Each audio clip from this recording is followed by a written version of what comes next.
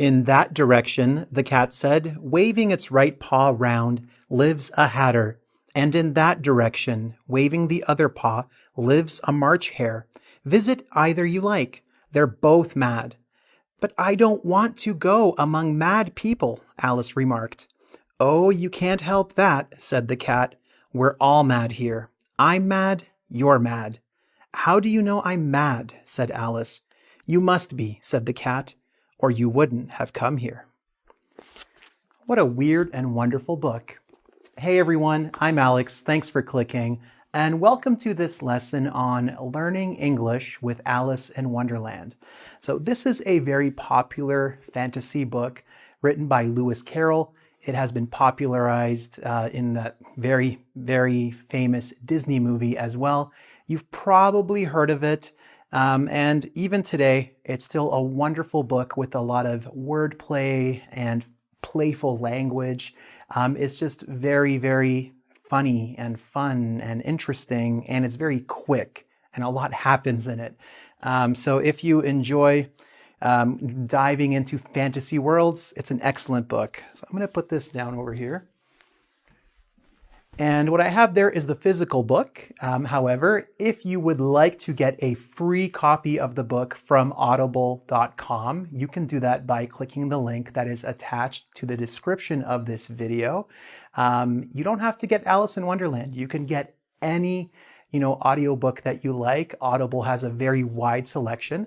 But if you do get the Alice in Wonderland audiobook, again, click the link. Go through the process. Your first audiobook is free. I recommend getting the version that is narrated by Shelby Lewis. So there are many versions of Alice in Wonderland in audio format on Audible.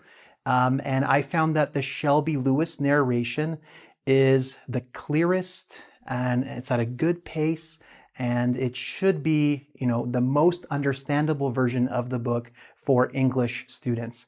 I really only recommend it though if you are an intermediate or upper intermediate student. If you are a beginner, this is probably not the book for you, okay? So again, check it out on audible.com and check out the link that is attached to this video to get one free audiobook.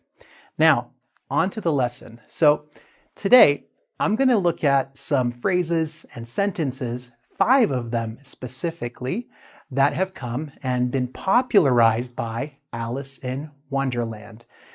Some of the discussion today will center around mental health and why some of the language in Alice in Wonderland, including what I just read, needs to be read with a certain type of sensitivity as well as an understanding of the context from which it came. So just to start, let's start a little light over here. I'll get off the board so you guys can see everything. Push print screen. Is that better? All right. First, we have curiouser and curiouser. Now, you see the word curious and curious, and you say, wait, can you say curiouser? Not really. But like I said, normally you're supposed to say like more and more curious. But Alice in Wonderland is playful. It doesn't care sometimes about word rules or grammar rules. So for that reason, if you're a beginner, it's not a good book for you. Upper intermediate, advanced, you want to see some interesting wordplay, it's a really cool book. So curiouser and curiouser, this is a phrase which means stranger and stranger, or more and more interesting. So let me give you an example sentence so you can see what I mean and in what types of contexts you can use it. So imagine you are watching a TV series and you finished an episode and you're really curious about what's going to happen next. So you might say, curiouser and curiouser. I wonder what's going to happen next, right? So you're like, that was really interesting. While we're talking about the word stranger, maybe you watched, the series Stranger Things on Netflix, and a lot of stuff in that show and various parts of, the story, you could say, ooh, curiouser and curiouser. Like, what's going to happen with Will now, and what's happening here? This isn't only to talk about movies or series, of course. This can be about any situation where things are getting more and more interesting or more and more, well, are getting stranger.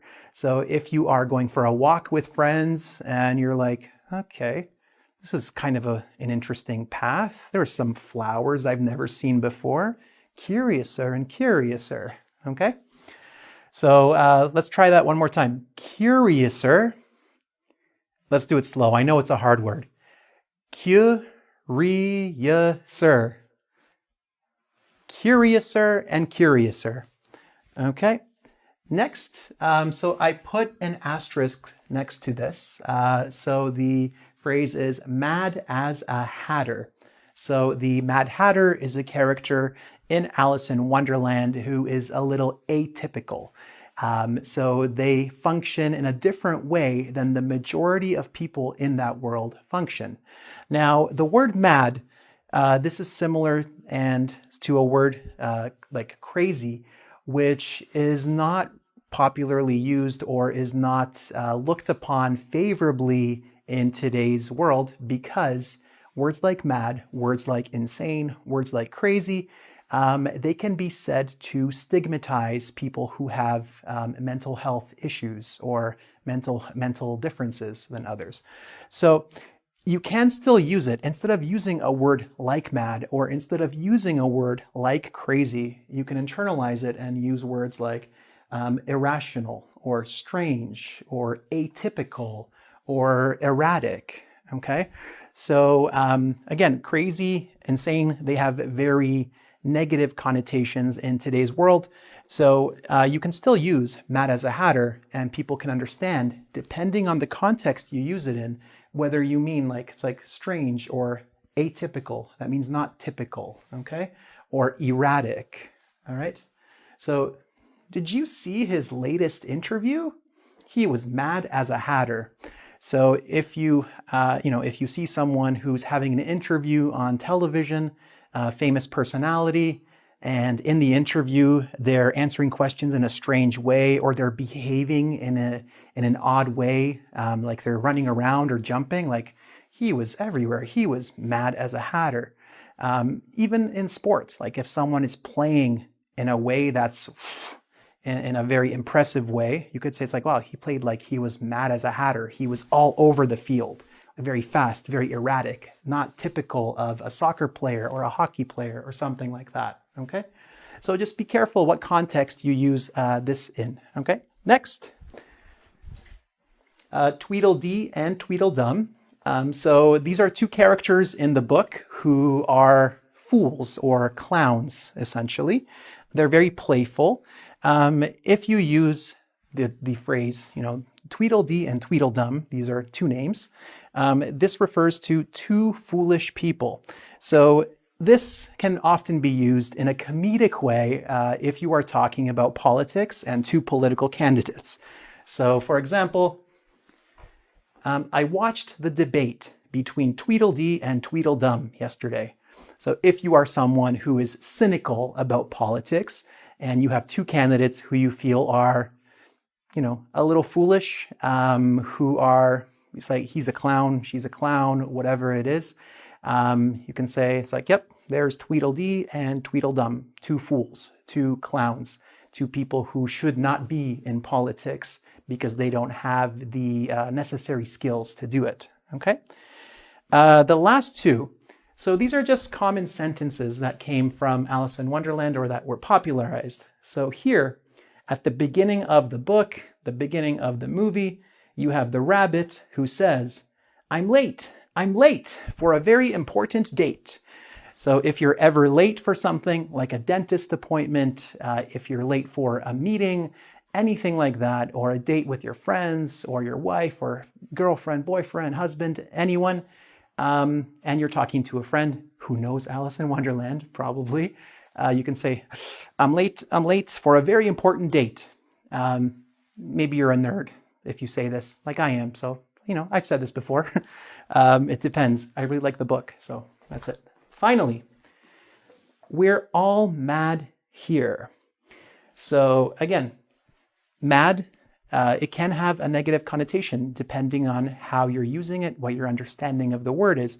But if your understanding of the word is atypical, irrational, or strange, different, interesting, for example, welcome to the team. We're all mad here. So welcome to the team. Someone just introduced you to your new workplace. And if they want to make, have a little fun, can say we're all mad here. We're all a little off the wall. We're all a little different. We're all a little strange. That guy wears a funny hat every day. She likes putting toys on her desk all the time. So very colorful arrangement of people work here. You can use it in that light, in that way. All right. So hopefully I've given you some language that you'll be able to identify if you hear it in any context, whether you're watching a YouTube video or a movie or a television series, or maybe even if you read Alice in Wonderland, you'll know where these phrases, where these sentences came from. So once again, curiouser and curiouser, mad as a hatter, Tweedledee and Tweedledum, I'm late for a very important date. And we're all mad here, okay? So if you want to check out the audiobook, again, Shelby Lewis. Look for the version that is narrated by Shelby Lewis. Let me know what you think. Pick up that free audiobook. And if you want to test your understanding of this material, as always, you can check out the quiz on ingvid.com. And if you enjoyed this video, please subscribe to my channel on YouTube, like it, share it, comment on it. And until next time, thanks for clicking.